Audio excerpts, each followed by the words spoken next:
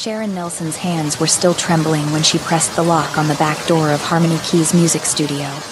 The rain had turned the alley into a river of neon reflections and shadows, and somewhere in that darkness, a man was dying. But it wasn't the storm that made her hands shake. It was the decision she had just made.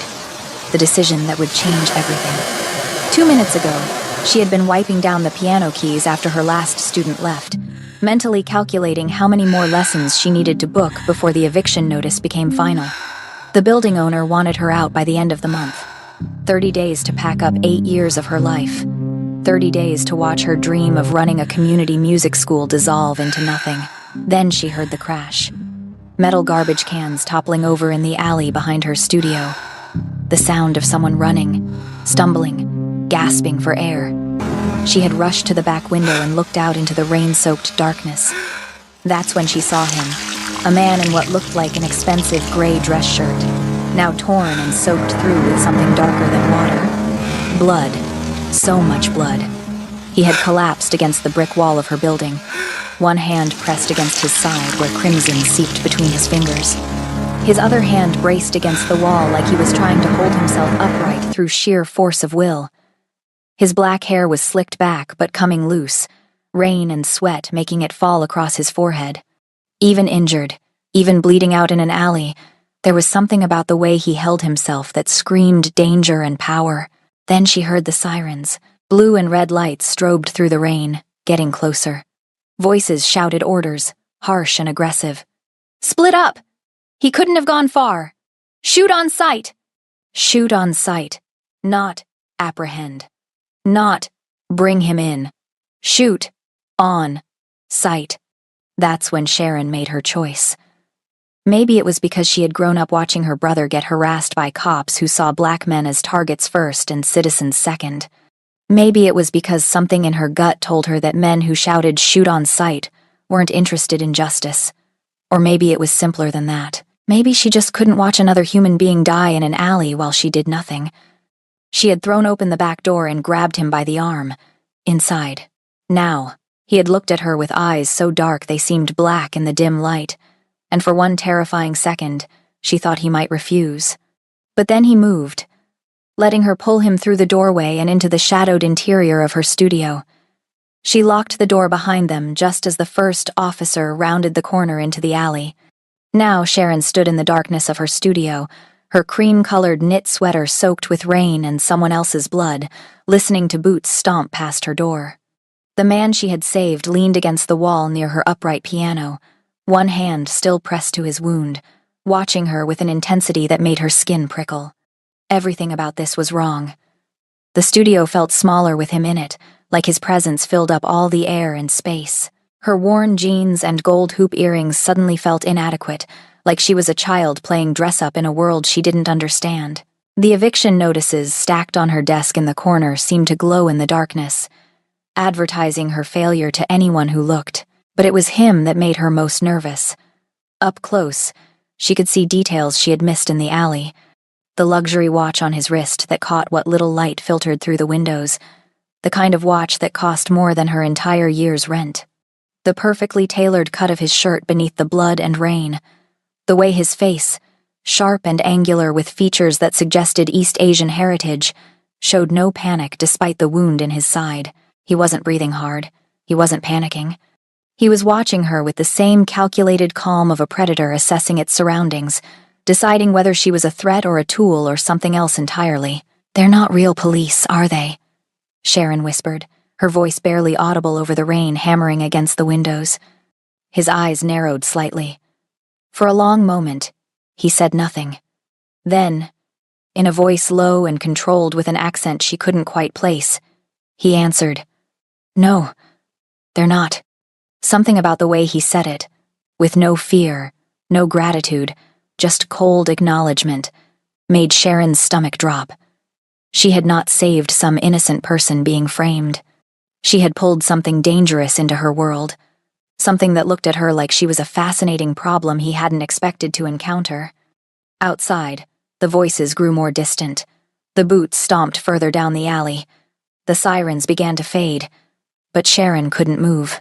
She stood frozen in her own studio, staring at the stranger whose blood was now on her hands, literally and figuratively. "You should not have helped me," he said finally, his dark eyes never leaving hers. Sharon's heart hammered against her ribs. "Probably not. You have no idea who I am." "No," she admitted.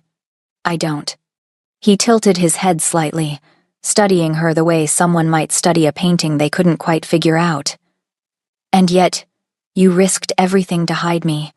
Sharon wanted to say something brave, something that would make her sound like she knew what she was doing, but the truth was simpler and more terrifying.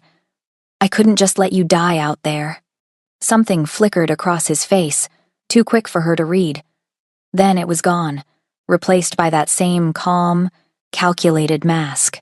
He straightened up from the wall, and Sharon saw him wince, just slightly, before he controlled the reaction. "What's your name?" he asked. "Sharon. Sharon Nelson." She hated how small her voice sounded. "This is my studio. I teach piano here. Or I did. I'm being evicted next month. So I guess..." She stopped herself, realizing she was rambling, giving too much information to a stranger who probably didn't care about her failing business or her mountain of debt. But he was looking at her differently now, his gaze moving from her face to the studio around them, taking in the beat-up upright piano, the mismatched chairs, the stack of beginner music books on the shelf, the eviction notices on her desk that she couldn't hide fast enough. "Sharon Nelson," he repeated, like he was committing it to memory. "I owe you a debt." The way he said it made it sound less like gratitude and more like a contract she had unknowingly signed. Before Sharon could respond, before she could ask him who he was or what he had done to have fake police hunting him through the rain, he moved toward the back door. He moved like someone who had never been afraid of anything in his life, smooth and controlled despite the wound in his side. "Wait," Sharon started, but he was already unlocking the door, checking the alley with the practiced efficiency of someone who had done this before. He paused at the threshold, looking back at her one last time. The red and blue lights had faded completely now, leaving only the rain and the darkness. "Forget this happened," he said. "Forget you saw me. It will be safer for you that way." Then he was gone, disappearing into the rain like a ghost, like he had never been there at all. Sharon stood alone in her studio, her hands still shaking, blood on her sweater that would never completely wash out. She walked to the piano and sat down heavily on the bench, her mind racing. Through the windows, she could see the alley where she had found him, empty now except for the toppled garbage cans and the rain. She had no idea who he was. She had no idea what she had just become involved in. But she knew, with a certainty that settled into her bones like ice, that this was not over. The man with the expensive watch and the dangerous eyes had looked at her like she was worth remembering. And something told Sharon that being remembered by a man like that was either the best thing that could happen to her, or the worst. She had come to work tonight worried about eviction notices and overdue bills. She was leaving with blood on her hands and the feeling that her entire life had just shifted in a direction she couldn't control.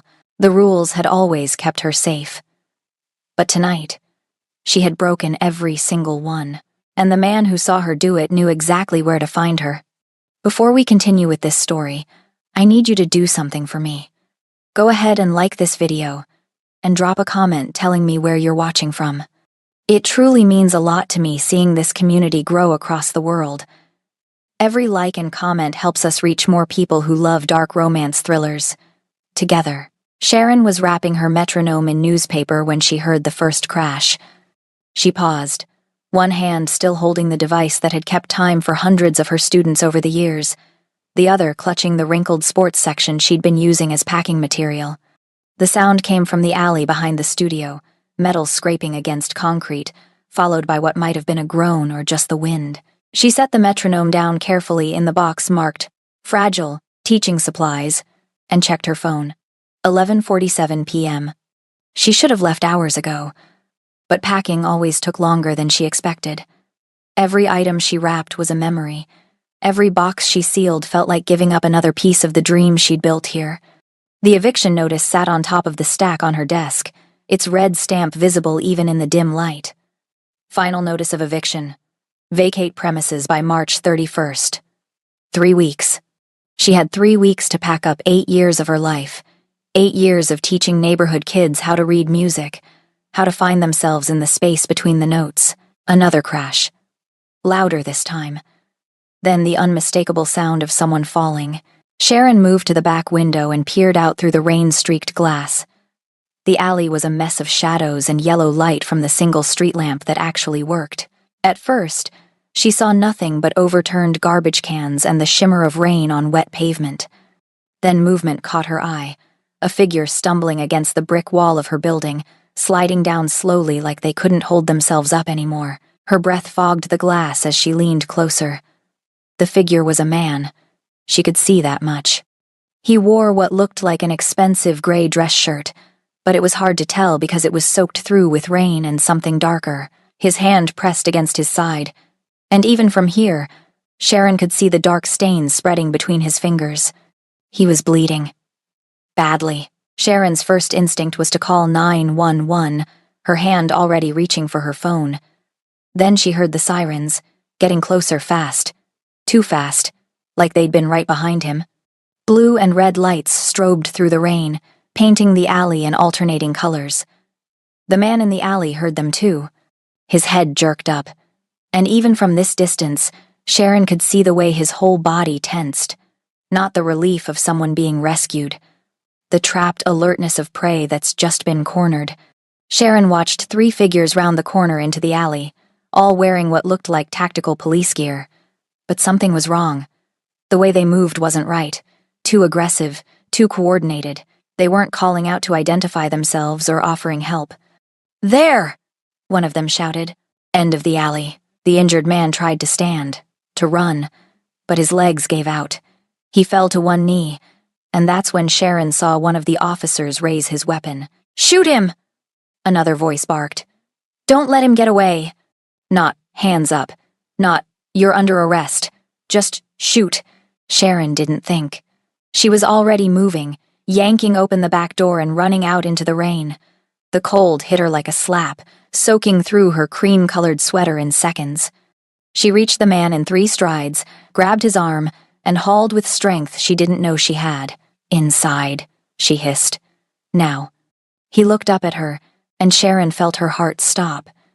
His eyes were so dark they looked black, and they held no fear, no panic. Just a cold, calculating assessment that seemed to take her apart and put her back together in the space of a heartbeat. Then he moved, letting her pull him to his feet, half carrying him through the door. Sharon slammed it behind them and threw the deadbolt just as boots pounded into the alley. She pressed her finger to her lips, and the man nodded once, sharp and controlled. She could hear his breathing, steady despite the wound in his side, and realized with a spike of fear that this was not someone who panicked easily. "Check the dumpster!" a voice shouted outside. "What about that building?" "It's just some music studio. Been empty all night." Sharon held her breath, her back pressed against the door. The man had moved silently to the side, out of view from the window, and she noticed he'd positioned himself with clear sightlines to both the back door and the front entrance, like he was already calculating escape routes and defensive positions. "Spread out," the voice commanded. "He's bleeding. He can't have gone far." The boots moved away, but Sharon could still hear them, splitting up to search the surrounding streets. She waited, counting her heartbeats, until the sounds faded to nothing but rain. Only then did she turn to look at the stranger she'd just saved. He was leaning against the wall near her upright piano, one hand still pressed to his wound, watching her with that same unsettling intensity. Up close, she could see the details that the rain and darkness had hidden, the sharp, angular features that suggested East Asian heritage. The black hair slicked back with precision, now falling loose across his forehead, the expensive watch on his wrist that caught the faint light from the street lamp outside. Everything about him, from his posture to his clothes to the way he held himself perfectly still, radiated money and power. But it was the blood that kept drawing her attention. So much blood, seeping through his fingers, dripping onto her hardwood floor. "You're hurt," Sharon said, her voice sounding too loud in the quiet studio. "Yes." His voice was low, controlled, with an accent she couldn't quite place. Korean, maybe? Not a question, just acknowledgement. Those weren't real police, were they? Something flickered across his face. No, they weren't. Sharon wrapped her arms around herself, suddenly aware of how soaked her sweater was, how the blood on her hands was still warm. Who are you? Someone you should not have helped. He straightened slightly, wincing in a way that told Sharon the wound was worse than he was letting on. But I am grateful nonetheless. You need a hospital. No hospitals. The way he said it left no room for argument. They will be watching. You're going to bleed to death. Perhaps. He tilted his head, studying her in that same unnerving way. But if you have basic supplies, I can prevent that. Sharon looked at him. Really looked at him. The expensive clothes ruined by blood and rain. The watch that probably cost more than her car. The complete lack of fear in his eyes despite the fact that he was injured and hunted and trapped in a stranger's music studio. Nothing about this made sense, but she'd already made her choice when she pulled him out of that alley. I have a sewing kit, she said finally, for fixing torn sheet music and stuff. And I think there's a first aid kit in the supply closet from when I used to have younger kids running around. That will work. Sharon moved to the supply closet, her hands shaking as she searched through boxes of old music books and broken metronomes. She found the first aid kit buried under a stack of outdated theory workbooks.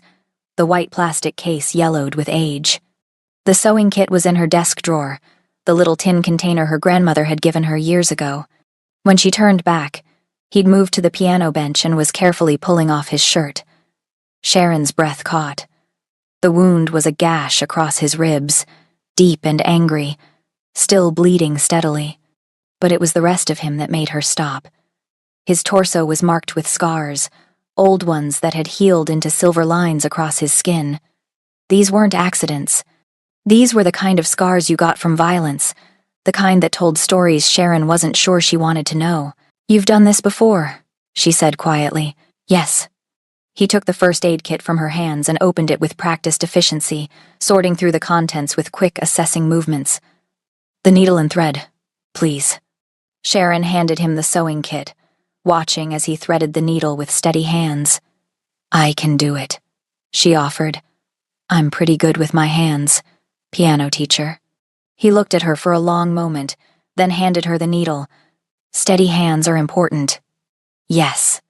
Sharon pulled over her desk chair and sat down in front of him, forcing herself to look at the wound and not think about what she was about to do. She'd sewn up torn fabric 1,000 times. This was just fabric. Ignore the fact that it was skin.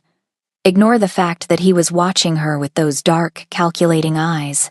She cleaned the wound first with the antiseptic wipes from the first aid kit, trying not to flinch at the way he didn't even react to what must have been excruciating pain. Then she threaded the needle through his skin, her hands steadier than she expected, pulling the edges of the wound together one careful stitch at a time. You didn't call the police, he said after a long silence. Why? Sharon focused on the next stitch, on the precise movement of her hands. Because those men outside weren't acting like police, and because I've seen what happens when cops decide someone's guilty before they even ask questions. Personal experience? My brother. The words came out harder than she intended. Got stopped for matching a description when he was 16. They put him on the ground with their knees on his back while my mother screamed at them that he was just walking home from basketball practice. He was wearing his school jersey, had his gym bag with his name on it. Didn't matter. They saw a black kid in the wrong neighborhood at the wrong time. She finished another stitch, her jaw tight. So no, I don't automatically trust men with badges and guns who are yelling shoot to kill in dark alleys.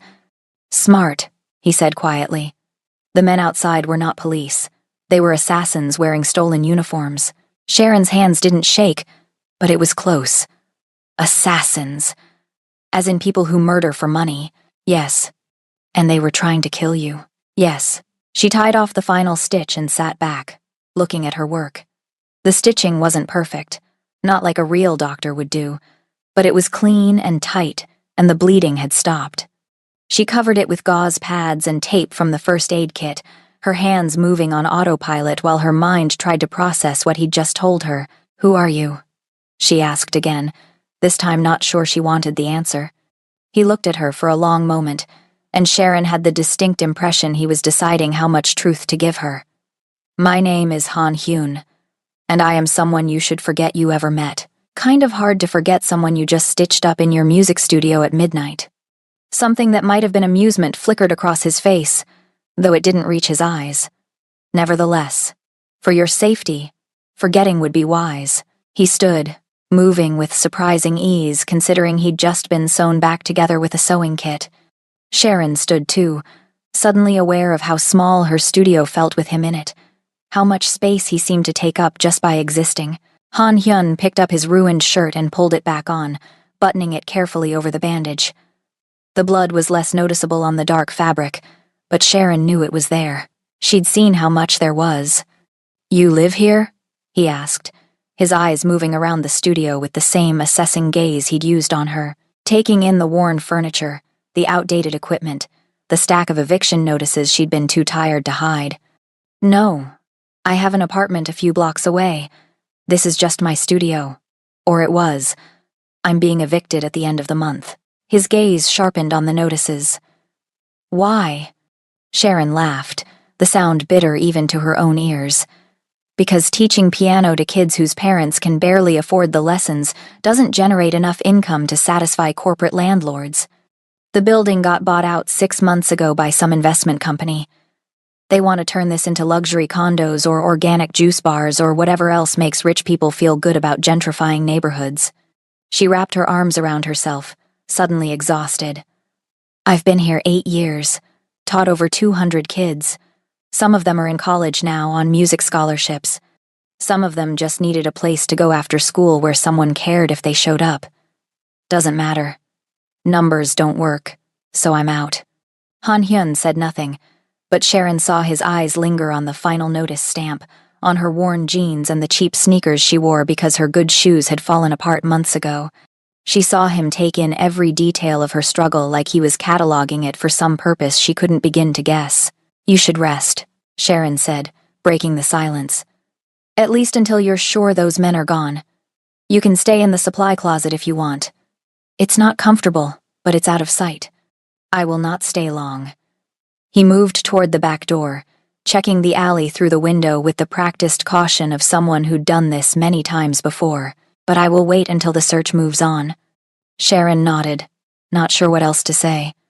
She went back to her packing, though her hands kept shaking too much to wrap anything properly. She was aware of him watching her, those dark eyes tracking her movements as she fumbled with newspaper and tape. "Why did you help me?" he asked suddenly. "You did not know who I was. You did not know if I deserved to be caught." Sharon set down the metronome she'd been trying to rap for the 3rd time and looked at him. "Because nobody deserves to be shot in an alley without even a chance to explain themselves, and because something in my gut told me those men weren't interested in justice. Your instinct was correct." He was quiet for a moment, then added, "I owe you a debt, Sharon Nelson. That is not something I say lightly." The way he said it made Sharon's skin prickle. Not gratitude, something heavier than that, more binding, like she'd just entered into a contract she didn't understand. "You don't owe me anything," she said. "Just stay alive. That's payment enough." But Han Hyun was already shaking his head. "You do not understand. Where I come from, debts are sacred. You saved my life when you had no reason to trust me, no reason to risk yourself. That is not a debt that can be ignored." Before Sharon could respond, before she could tell him that she didn't want anything from him except for him to disappear and take all this danger with him, he moved to her desk. He pulled out her chair and sat down, wincing slightly as the movement pulled at his stitches. Then he opened her laptop. "What are you doing?" "Memorizing." His fingers moved across the keyboard, opening her browser history, her email, her banking app that she'd left logged in because she could never remember the password. "Your name, your address, your debts, your eviction date, the people who matter to you." Sharon lunged forward, trying to close the laptop, but he caught her wrist with surprising gentleness. His grip was firm but not painful, and when she looked at his face, she saw something that might have been apology. "I need to know how to find you," he said, "to repay the debt, and to ensure that what happened tonight does not follow you home." "I don't want your help," Sharon said. But even as she said it, She knew it was a lie. She was drowning in debt and eviction notices and the slow death of everything she'd worked for. Of course she wanted help. She just didn't want it from someone who talked about assassins like they were a normal Tuesday occurrence. Han Hyun released her wrist and stood, closing the laptop with a soft click.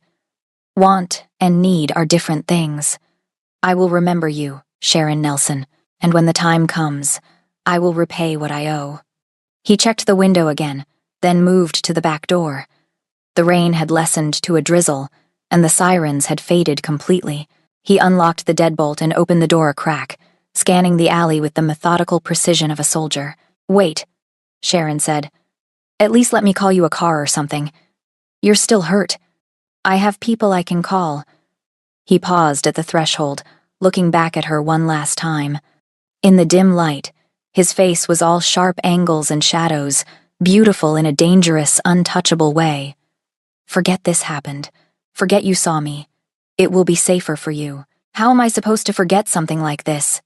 Try. Then he was gone, disappearing into the rain and darkness like he'd never been there at all. Sharon stood alone in her studio, listening to the rain and her own racing heartbeat. The first aid kit lay open on her desk, bloody gauze wadded up next to her sewing kit. The hardwood floor where he'd stood had dark spots that she knew were blood. This had happened. This was real. She cleaned up the blood as best she could, threw away the gauze and antiseptic wipes, and washed her hands 3 times until the water ran clear. Then she went back to packing, but her mind wouldn't settle. She kept replaying the moment she'd seen him in the alley, the decision that had seemed so clear in that instant. Had she done the right thing? Had she just saved someone who deserved to be caught? But she remembered the way those men had moved, the casual cruelty in their voices when they said, "Shoot to kill." Whatever Han Hyun was, whatever he'd done, those men hadn't been interested in arrest or justice. They'd been interested in execution. Sharon packed until 2 a.m., then gave up and went home. She couldn't sleep. Every time she closed her eyes, she saw his face, those dark, calculating eyes that had seemed to see right through her. She saw the scars on his torso, the practiced ease with which he'd assessed his own wound. This was a man who lived in violence, who knew its rhythms and its costs, and she'd saved his life. When Sharon finally dragged herself out of bed the next morning, her whole body ached like she'd run a marathon. She made coffee and turned on the news while she tried to convince herself to eat breakfast. The anchor's voice droned on about traffic and weather until Sharon was reaching for the remote to turn it off. Then she heard.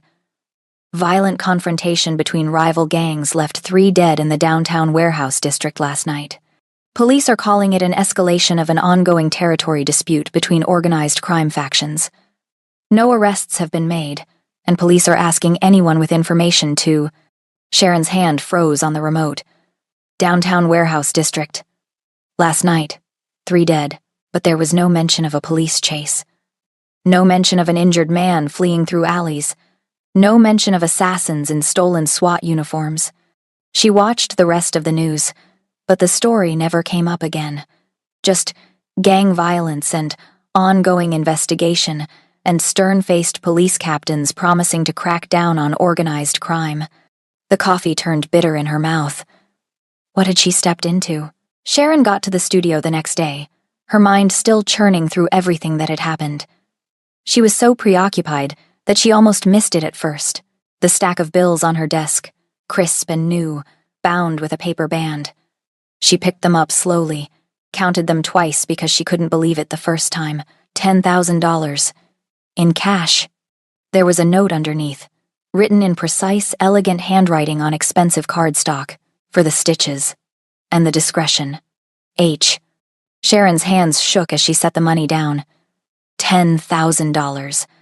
That was 3 months of rent on her apartment. That was enough to pay off the smallest of her debts, to buy herself some breathing room, to maybe, possibly, keep fighting to save her studio. But it was also blood money. Money from a man who admitted to being hunted by assassins. Money that came with the weight of that debt he'd talked about, that sacred obligation she didn't understand. She should give it back. She should call the police, the real police, and tell them what happened. She should do the right thing. Sharon looked around her studio. At the piano she'd bought used when she first opened, the keys worn smooth by thousands of student hands. At the music stand her mother had given her, the one with her grandmother's initials carved into the base. At the photos on the wall of her students at recitals, their faces proud and scared and excited all at once. She picked up the money and hid it in the lockbox where she kept her emergency cash, buried under old receipts and forgotten business cards. She didn't use it, but she didn't throw it away either. 3 days passed. Sharon taught her lessons, packed more boxes, and tried not to think about the man with the dark eyes who'd bled in her studio. She almost convinced herself it had been some kind of stress-induced fever dream, that the money wasn't real, that none of it had happened. Then she went to the bank. Sharon had been dreading this conversation for weeks. The loan officer, a middle-aged white woman named Patricia who always looked at Sharon like she was trying to decide if she was a credit risk, had agreed to meet with her to discuss options for her mounting debt. Sharon knew what that meant. It meant, we're going to tell you all the ways you've failed and then turn you down anyway, but she had to try. She sat in Patricia's office, her worn jeans and cream sweater feeling even more inadequate in the sleek corporate environment, and prepared to beg. "Miss Nelson," Patricia said, her voice the practiced sympathy of someone who delivered bad news for a living. "I've reviewed your account, and I'm afraid, I know I'm behind," Sharon interrupted, "but I have a plan. I've been booking more students, and I have some money saved up now, and if you could just extend the loan for another 6 months, I can get caught up. I promise." Patricia blinked at her. "Miss Nelson, I'm trying to tell you that your mortgage has been paid." Sharon's brain stuttered to a halt. "What? Your mortgage? On the studio building? It's been paid in full for the year." Patricia turned her computer screen so Sharon could see it. The payment came through 3 days ago. Some kind of anonymous benefactor, it looks like. The money came from an overseas account, fully verified, completely legal. Sharon stared at the screen, at the number that represented a year of her mortgage payments. Paid in full. Anonymous. That's not possible. It's unusual, certainly, but it's all documented. Someone has taken care of your debt, Miss Nelson. You're current on all your accounts. Sharon drove back to the studio in a daze. She was still trying to process what had happened when she pulled into the alley behind the building and saw the truck. A moving truck, parked right in front of her back door. 2 men were unloading boxes, carrying them inside her studio like they owned the place. "Hey!" Sharon jumped out of her car and ran toward them. "What are you doing? This is private property." One of the men, a big guy with a clipboard, looked up. "Delivery for Harmony Key's music studio. We're supposed to set everything up inside." "Delivery of what? I didn't order anything." He checked his clipboard. "Says here, 1 electronic keyboard, professional grade, 2 acoustic guitars, 1 violin, 1 cello, and..." He squinted at the paper, "a bunch of music books and stands and stuff. All prepaid, ma'am. We're just supposed to deliver and install." Sharon walked past him into her studio and stopped dead.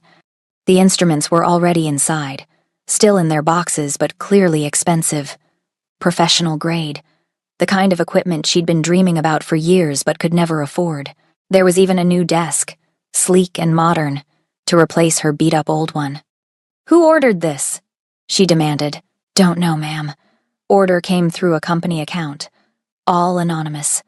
He pulled out a paper and handed it to her. "Just need you to sign that you received everything." Sharon signed in a daze, barely seeing what she was writing. The men finished unloading and left, and she was alone with thousands of dollars of equipment she hadn't asked for. She knew who'd sent it. Of course she knew. "I owe you a debt." Sharon sat down at her new desk and put her head in her hands. This was wrong. This was too much. She'd stitched up a wound and hidden a stranger for an hour. That didn't earn her a year of mortgage payments and a studio full of new equipment. But part of her, the part that had been drowning in debt and eviction notices for months, wanted to just accept it. Wanted to say thank you and move on and let someone else carry the weight for once. She was still sitting there, staring at the new instruments, when her phone rang. Unknown number. "Hello?" Miss Nelson? The voice was young, male, with a Korean accent. My name is Ji-hoon Park. I'm new to the area, and I was wondering if you were taking new students? Sharon's brain struggled to shift gears. Oh, yes. Yes. I'm taking new students. What's your skill level? Intermediate, I think. I've been playing for a few years. Okay, great. When would you like to come in for an assessment? Would today work? I know it's short notice, but I'm eager to find a teacher. Sharon looked around her studio, at the chaos of new equipment and half-packed boxes. Sure. Can you come at 4? Perfect. Thank you, Miss Nelson. Ji-hoon Park showed up at exactly 4 p.m., and Sharon understood immediately why the name had sounded Korean. He was a teenager, maybe 16 or 17, with the same East Asian features and precise controlled movements she'd seen on Han Hyun. He wore designer jeans and a plain black t-shirt, expensive sneakers that probably cost more than Sharon's monthly grocery budget. But it was his eyes that made her pause. The same dark, observant eyes that seemed to catalog everything, that watched her with an intensity that felt calculated rather than curious. Thank you for seeing me on such short notice, Ji-hoon said, his English perfect but accented. I'm living with my uncle now, and he thought it would be good for me to continue my piano studies. Your uncle, Sharon repeated, a cold feeling settling in her stomach. Yes, he's very insistent that I maintain my education. Ji-hoon smiled, and it was polite and warm and didn't reach his eyes at all. He says music is important for discipline. Sharon showed him to the piano and had him play something for assessment. The moment his fingers touched the keys, she knew this was no intermediate student. Ji-hoon played with the technical precision of someone who'd had expensive, intensive training. He played a Chopin etude that Sharon usually saved for her advanced students, and he played it flawlessly. That was beautiful, Sharon said when he finished. But I think you're well past intermediate level. My uncle suggested I might say that. Ji-hoon's smile was apologetic. He thought it would be better to understate my abilities at first. And why would he think that? Because he wanted to make sure you were the right teacher for me. He said you'd understand that sometimes the most important lessons aren't about technique. Sharon felt like she was having 2 conversations at once, one on the surface about piano lessons, and one underneath about something she couldn't quite grasp. Your uncle sounds very involved in your education. He is. Ji-hoon stood from the piano and looked around the studio with the same assessing gaze she'd seen before. He's very protective. He believes in taking care of the people who matter. The cold feeling in Sharon's stomach spread. Ji-hoon, does your uncle's name happen to be Han Hyun? The boy's smile didn't waver, but something shifted in his eyes. You've heard of him then? We've met. Sharon crossed her arms, suddenly very aware of how empty her studio was, how late it was getting, how this polite teenager might be more dangerous than he looked. He didn't mention he had a nephew. He doesn't mention a lot of things. Ji-hoon pulled out his phone and showed her a calendar. I'd like to book lessons twice a week if possible. My uncle is paying, of course. He's very generous with people he values. Sharon stared at the phone, at the calendar that was being offered like this was a normal transaction. This is about the debt, isn't it?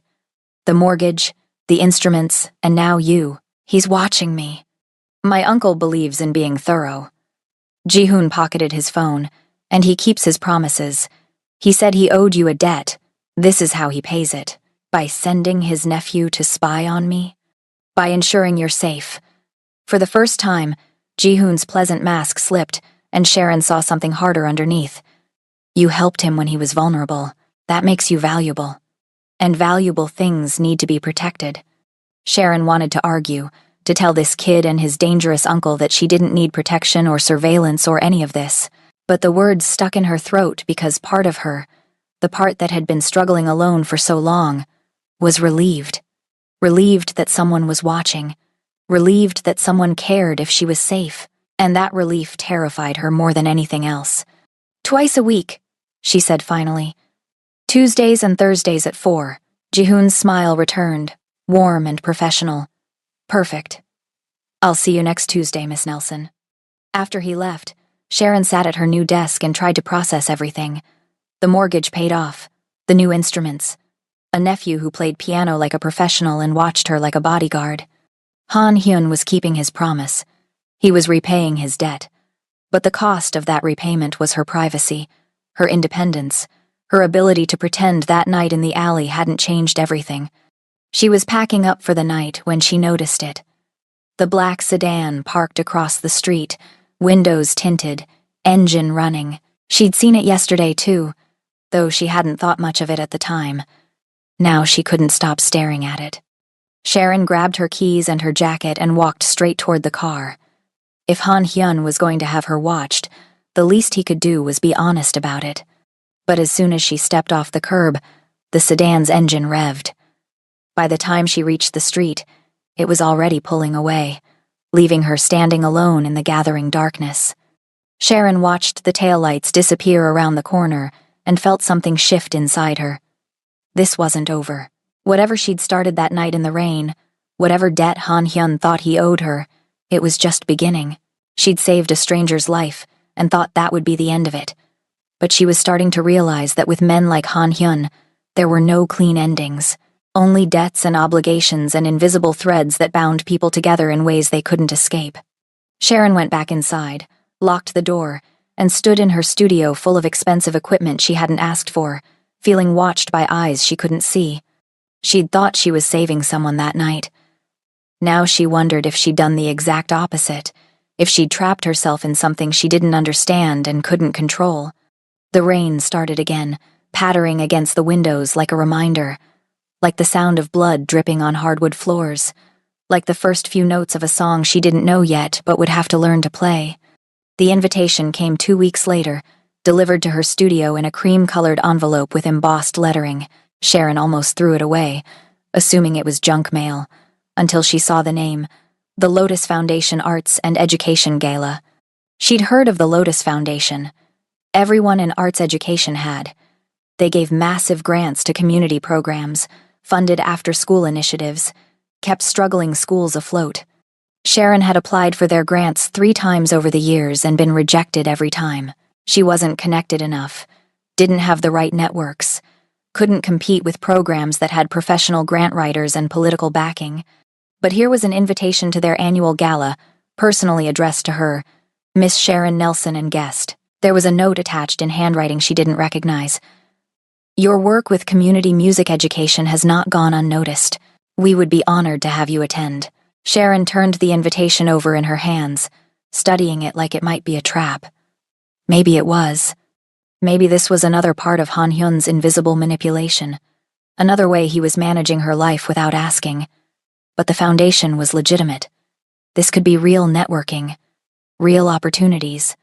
If she wanted to save her studio long-term, she needed connections like this. She bought a dress from a consignment shop, simple cream-colored with a modest neckline, and borrowed heels from her roommate. She felt like an imposter getting ready, twisting her voluminous curls into an updo that kept threatening to fall apart, putting on makeup she rarely wore because it felt like armor she might need. The gala was at the Grand Hall downtown, all marble columns and crystal chandeliers and the kind of quiet wealth that didn't need to announce itself. Sharon walked in, feeling every eye on her cream-colored consignment dress and borrowed shoes, but she held her head high. She belonged here. Her work mattered as much as anyone else's in this room, even if her budget was a fraction of theirs. She accepted a glass of champagne from a passing waiter and tried to look comfortable mingling at the edges of conversations. Someone mentioned a charter school expansion. Someone else discussed a corporate sponsorship deal. Sharon smiled and nodded and tried to figure out how to insert herself into these worlds where everyone already seemed to know everyone else. Then she saw him. Han Hyun stood near the far side of the ballroom, surrounded by a cluster of men in expensive suits. But it wasn't the suits that made Sharon's breath catch. It was him. He wore a black tuxedo that fit him like it had been made specifically for his body, his black hair slicked back with that same precision she remembered. But this time there was no blood, no rain, no vulnerability. He looked like power personified, untouchable and dangerous and completely in control. 3 men stood close to him, not quite bodyguards but not quite colleagues either. They had the same watchful stillness she'd seen in Han that night, the same predator calm. And everyone in the vicinity seemed to unconsciously give him space, like they could sense the danger even if they couldn't name it. Someone called his name CEO Han, and Sharon watched as people gravitated toward him like he was the sun and they were planets desperate for his warmth. CEO. Han Hyun was a CEO. Sharon's champagne glass trembled in her hand. The fugitive she'd stitched up in her studio, the man who'd bled on her floor, was one of the city's most powerful businessmen, and he'd never told her. As if sensing her stare, Han's eyes found hers across the crowded ballroom. The world seemed to narrow to just that look. His dark eyes locked onto hers with the same intensity she remembered. But now there was recognition, acknowledgement, and something else she couldn't name. He didn't smile, didn't nod, just held her gaze like he was making sure she understood exactly who he was now. Then someone stepped between them, breaking the line of sight, and Sharon could breathe again. She should leave. She should walk out right now and pretend she'd never seen him. But her feet carried her along the perimeter of the room, keeping him in her peripheral vision, watching as he moved through conversations with practiced ease. He knew everyone. Everyone knew him. And not one of these people looked at him and saw the man who'd bled in an alley while assassins hunted him. Impressive, isn't he? A voice said beside her. Sharon turned to find an older woman, elegant in navy silk, studying her with sharp eyes. I'm sorry? Han Hyun. You've been watching him for the past 10 minutes. The woman's smile was knowing. Don't worry, you're not the only one. He has that effect on people. I was just... Who is he exactly? You don't know? The woman looked genuinely surprised. Han Hyun, CEO of Han Seoul International, one of the largest import-export conglomerates in the country. Real estate, shipping, technology, his fingers are in everything. He's also one of our foundation's most generous donors. She leaned in conspiratorially. Though between you and me, I've heard rumors about where his family's money really comes from. Nothing proven, of course. But you don't build that kind of empire without getting your hands dirty. Sharon's stomach turned cold. What kind of rumors? The woman shrugged. Organized crime. Yakuza connections, maybe, or Korean gangs. But that's just gossip. All I know for certain is that he writes very large checks and asks very few questions about where the money goes. The kind of donor every nonprofit dreams of. Sharon excused herself and found a bathroom, locking herself in a stall while her hands shook. Han Seoul International. She pulled out her phone and searched the name. Pages and pages of results, business profiles, Forbes articles, photos of Han Hyun at charity events, ribbon cuttings, political fundraisers. Always surrounded by that same controlled power. Always with those watchful men nearby. She found an article from 3 years ago. Han Seoul International expands into North American markets. The photo showed Han Hyun shaking hands with a governor, both men smiling for the cameras. The caption mentioned his controversial rise and family business connections, but never quite said what those connections were. Sharon searched Han Hyun gang connections and found forum posts, conspiracy theories. Nothing concrete, just whispers and speculation. One post mentioned the Gumnoon Syndicate, called it one of the most powerful Korean organized crime families on the West Coast. Another post claimed Han Hyun had taken over from his father 5 years ago and had been cleaning up the family business ever since. She closed her phone, her heart racing. The man she'd saved wasn't just dangerous, he was powerful, and he'd bought her mortgage, sent his nephew to watch her, infiltrated her life without her permission or understanding. Sharon walked back out to the gala on shaking legs. Han was still surrounded by admirers, but as she emerged from the hallway, his eyes found hers again. This time he excused himself from his conversation and moved toward her with the confidence of someone who'd never been told no in his life. Sharon didn't run. She stood her ground as he crossed the ballroom, as people parted unconsciously to let him through, as he stopped in front of her with that same controlled stillness that made her skin prickle. "Miss Nelson," he said, his voice low enough that only she could hear. "You look surprised to see me. You're a CEO." The words came out sharper than she intended, of a massive corporation. "And you didn't think to mention that? Would it have changed anything that night?" "Yes. No. I don't know." Sharon took a breath, trying to calm the anger rising in her chest. You let me think you were just some guy in trouble. You let me stitch you up with a sewing kit when you probably have a private doctor on speed dial. I needed someone I could trust. Someone who didn't know who I was. His eyes never left hers. And I was right to trust you. The mortgage, Sharon said quietly. The instruments. Ji-hoon. That was all you. Yes. Why? Because I owe you a debt. And because... He stopped, something flickering across his face. We should not have this conversation here. Too many eyes, too many ears. Sharon looked around and realized people were watching them, curious and speculating about why CEO Han Hyun was talking to an unknown woman in a consignment dress. Then where? Somewhere private. I can have my driver. No, Sharon cut him off. I'm not getting in a car with you. Not until you tell me the truth. All of it. Han studied her for a long moment, then nodded once. There is a garden terrace through those doors, less crowded. Will that suffice? Sharon followed him through the ballroom and out onto a terrace that overlooked the city lights. It was quieter here, just a handful of other guests smoking or taking calls, and the night air was cool against her skin. Han waited until they were at the far railing, out of earshot from anyone else, before he spoke. What do you want to know? Everything. Who you really are. Why those men were hunting you. What I actually saved that night. You saved exactly what you thought you saved, Han said quietly. A man who would have died without your help. But you're not just some man. You're... Sharon gestured back toward the gala, toward the wealth and power she'd just witnessed. You're this. Whatever this is. I am Han Hyun. I run Hansol International, which is a legitimate business. I employ 12,000 people. We do shipping, logistics, real estate development, technology investment. He paused. I am also the head of the Gumnoon Syndicate, which is not a legitimate business. Sharon's breath caught. Hearing him admit it, hearing the words said so plainly, made it real in a way the internet rumors hadn't. The men chasing me that night were from a rival organization, the Red Vipers. They disguised themselves as police because they knew I would run rather than engage with what I thought were legitimate authorities. His jaw tightened.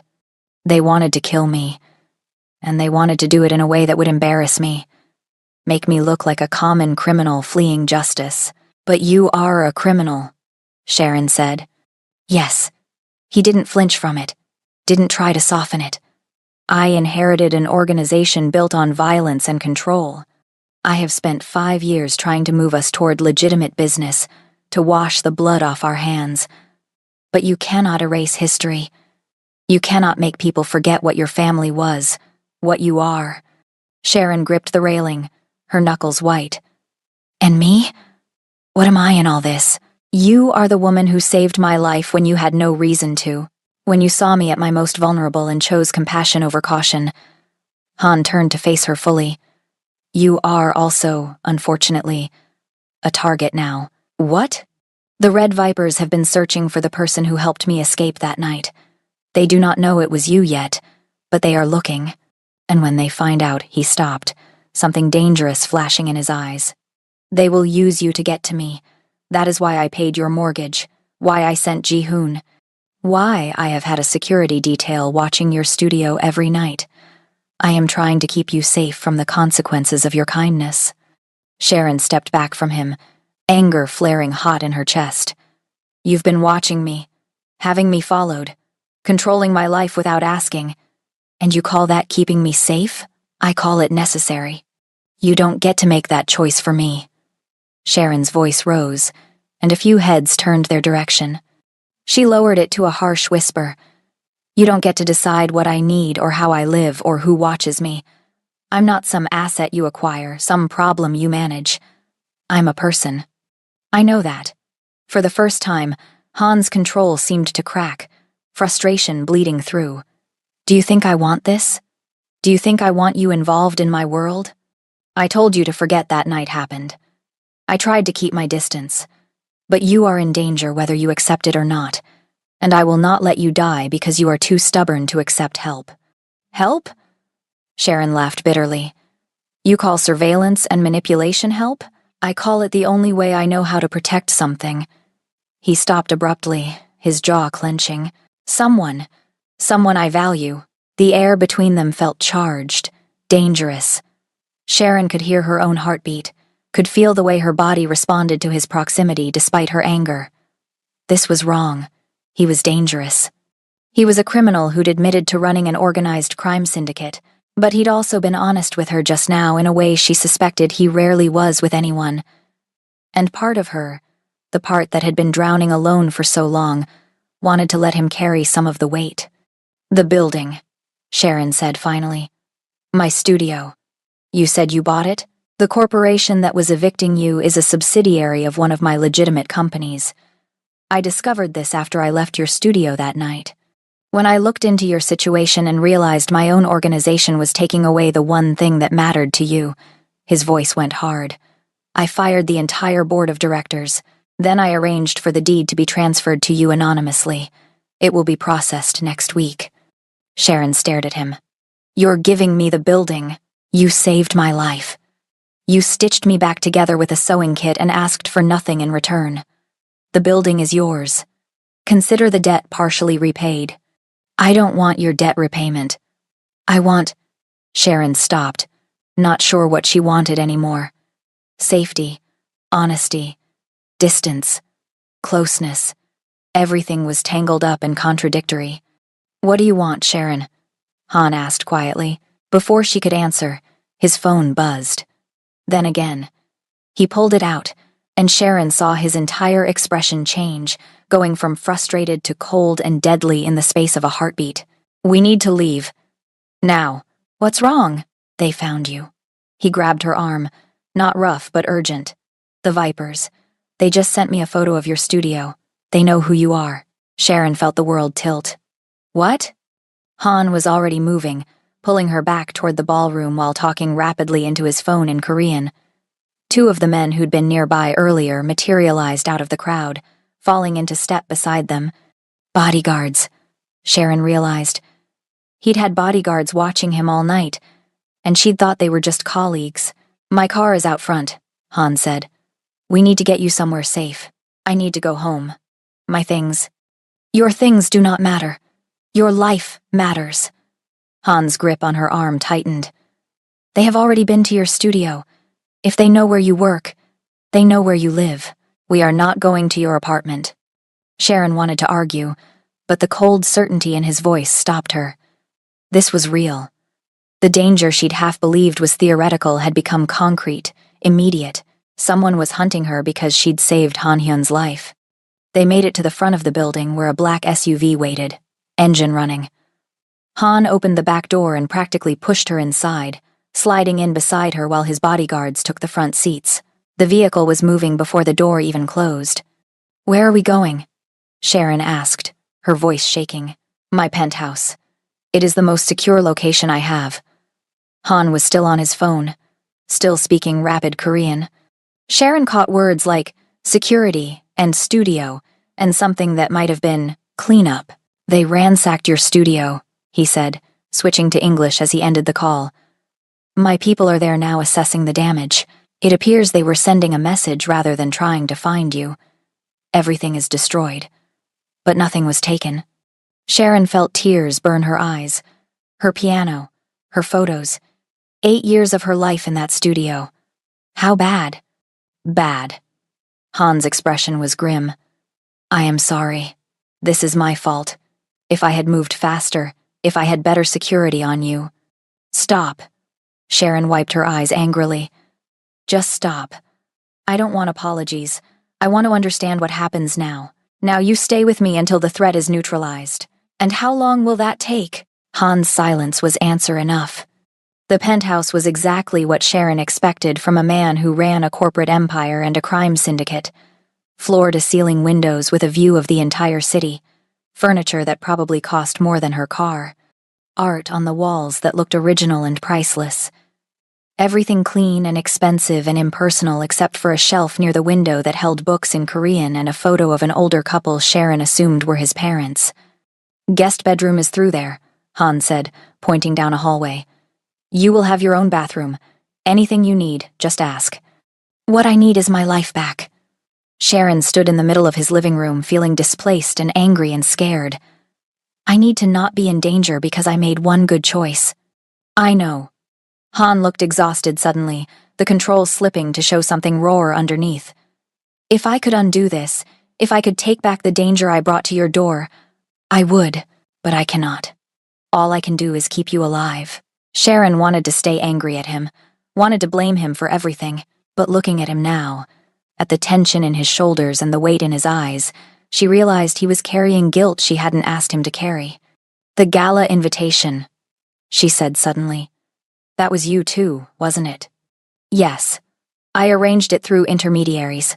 I wanted to see you again, to make sure you were safe. His mouth twisted. And I wanted you to know the truth about who I am. I was tired of hiding from you. You could have just come to my studio. And said what? Hello. The man you saved is a crime boss. Please accept this security detail. Han shook his head. You would have thrown me out. Or called the police. Or both. He wasn't wrong. Sharon probably would have. I am going to make some calls, Han said. There is food in the kitchen. Help yourself to anything. Try to rest. He disappeared into what looked like a home office, and Sharon was left alone in a penthouse that felt like a luxury prison. She found the guest bedroom and sat on a bed that was probably worth more than everything she owned. Her phone buzzed with messages from students asking about lessons, from her roommate wondering where she was, from the bank about something unimportant. Normal life continuing like nothing had changed. But everything had changed, and Sharon wasn't sure she could ever go back to normal. She must have fallen asleep eventually because she woke to darkness and the sound of voices in the living room. Sharon crept to the bedroom door and listened. Need to find them before they find her again. That was Han, his voice hard. I want every contact, every safe house, every person who might know where the Vipers are holed up. And I want it done quietly. No open warfare. Not yet. Boss, with respect. They already declared war when they touched her studio. The other voice was male, younger. Let us hit back. Let us show them what happens when they threaten your people. No. Han's voice was absolute. We do this carefully. We do this smart. Sharon Nelson is not a weapon to start a war with. She is someone I will protect at any cost, which means we do not escalate until we have no other choice. Sharon pressed her hand to her mouth, emotions she couldn't name churning in her chest. He was talking about her like she mattered, like protecting her was worth restraining his entire organization. The days that followed were strange and claustrophobic. Sharon stayed in Han's penthouse under constant watch. Ji-hoon came by to check on her, and she realized the boy was as much her bodyguard as he'd ever been her student.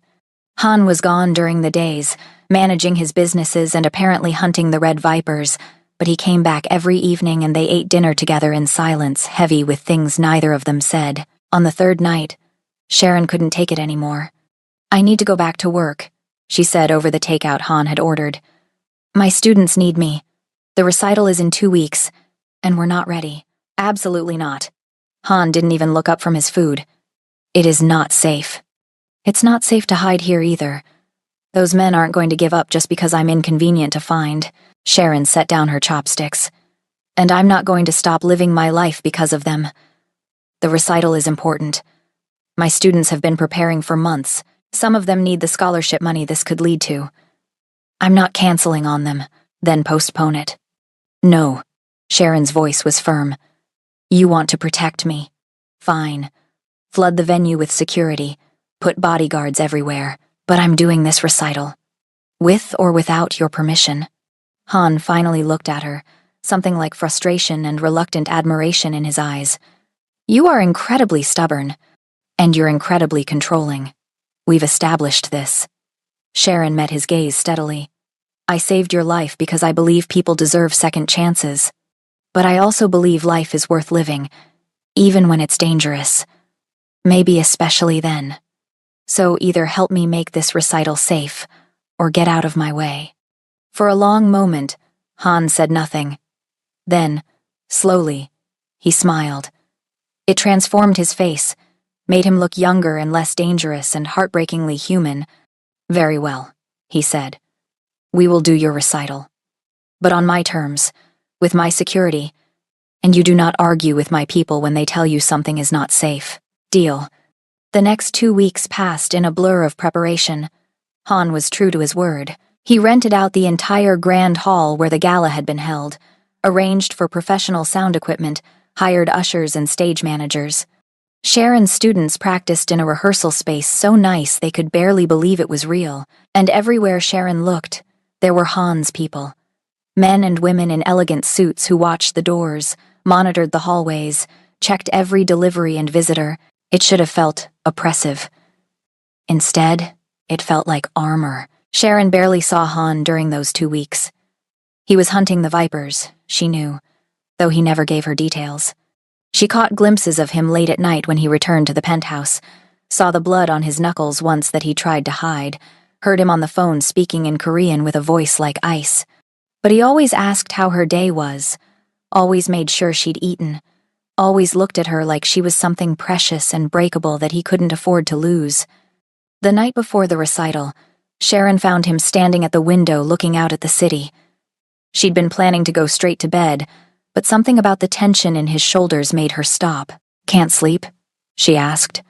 "I do not sleep much these days." He didn't turn around.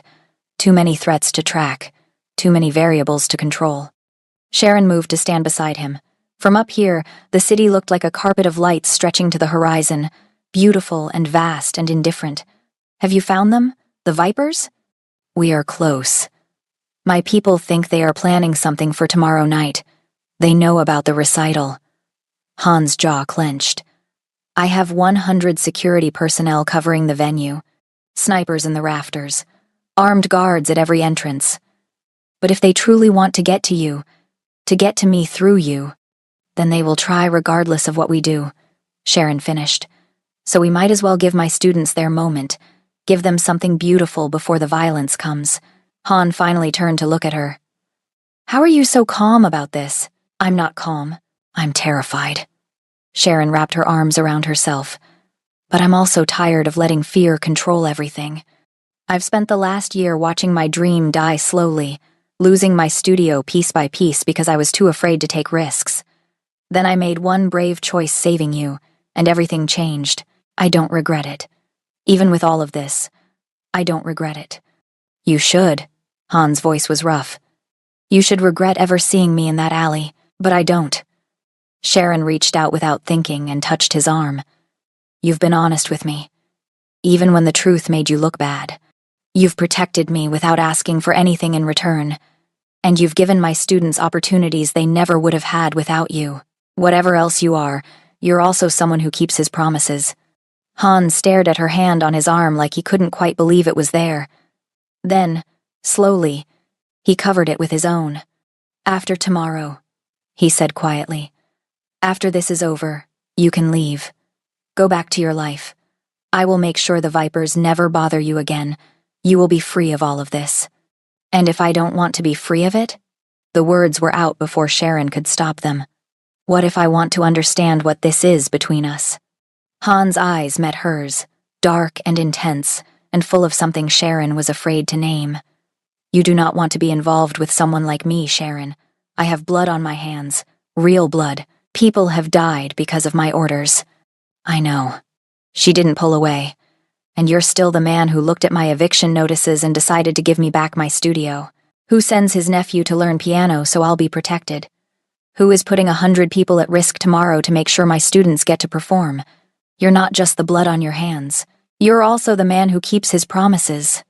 For a moment, she thought he might close the distance between them, thought he might pull her close and kiss her like she was suddenly, desperately wanting him to. But instead, he gently removed her hand from his arm and stepped back. "Get some rest," he said, his voice carefully controlled. "Tomorrow will be difficult. You will need your strength." Sharon wanted to argue, to push past his walls and make him admit whatever was building between them.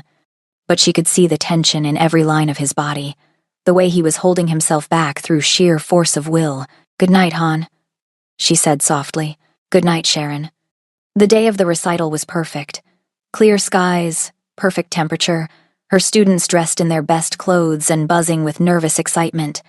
Sharon stood backstage at the grand hall watching them warm up, feeling pride swell in her chest. They'd worked so hard for this. They deserved this moment. "Miss Nelson." Jihoon appeared at her elbow, looking polished in a black suit. "We are ready whenever you are." Sharon took a breath and walked onto the stage to give her opening remarks. The hall was packed. Parents, friends, community members who'd heard about the event. And scattered throughout the audience, she could pick out Han's security. Too well-dressed to be random attendees. Too watchful to be parents. Han himself sat in the front row, surrounded by his people. Their eyes met, and he gave her the smallest nod. "I am here. You are safe." The recital began. Student after student took the stage, played their pieces with varying degrees of skill and confidence. Sharon watched from the wings, her heart full despite the undercurrent of tension, despite the armed guards she knew were watching every entrance. Jihoon was 3 students from the end when Sharon noticed it. A man in the back row, too still, his hand inside his jacket. Another man near the side exit, speaking into his collar. Not Han's people. The way they moved was wrong. Sharon's blood went cold. They were here. The Vipers had infiltrated the venue. She looked toward Han and saw that he'd noticed too. He was speaking rapidly into his phone while his bodyguards moved into position, trying to be subtle about it. But more men were appearing. At the exits, in the aisles. More than there should be. They'd brought an army. Sharon watched in horror as one of them locked the main doors from the inside. Parents were starting to notice now, starting to whisper and look around nervously. On stage, her student finished her piece to scattered, confused applause. Then a man walked onto the stage from the opposite wing. Tall, muscular, with a serpent tattoo visible on his neck. He was holding a gun. "Everyone remain seated," he announced, his voice carrying through the hall. "This will be over quickly if you cooperate." Screams erupted. Parents grabbed their children. Han's security drew weapons, but they were outnumbered and surrounded by civilians they couldn't risk hitting. "Sharon Nelson," the man with the serpent tattoo called out. "Come out here.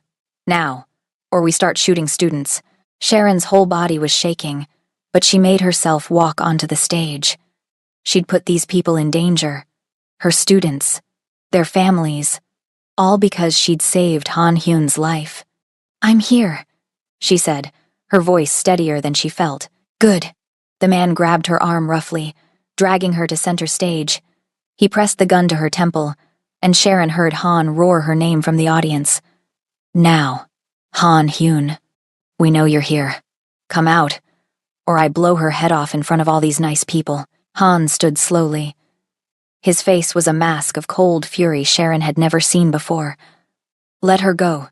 Your fight is with me." "Oh, we know that." The serpent man smiled. "That's why she's perfect leverage. You care about her, don't you? The little piano teacher who saved your life. She's your weakness." "She is nothing to me," Han said. But his eyes met Sharon's and she saw the lie. "Just someone who is in the wrong place at the wrong time. Then you won't mind if we—" Sharon didn't let him finish. She slammed her elbow back into his ribs, twisted out of his grip, and dove for the heavy piano bench that sat at the edge of the stage. She'd performed this movement 1,000 times in her head over the past weeks. The angle, the momentum, the target. She grabbed the bench and swung it with every ounce of strength she had, catching the serpent man in the knee. He went down with a scream, his gun firing wildly into the ceiling. That was the signal.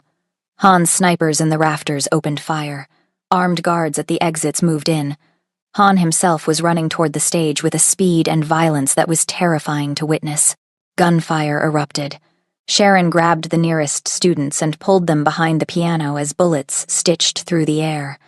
The hall dissolved into chaos, people screaming and running and diving for cover.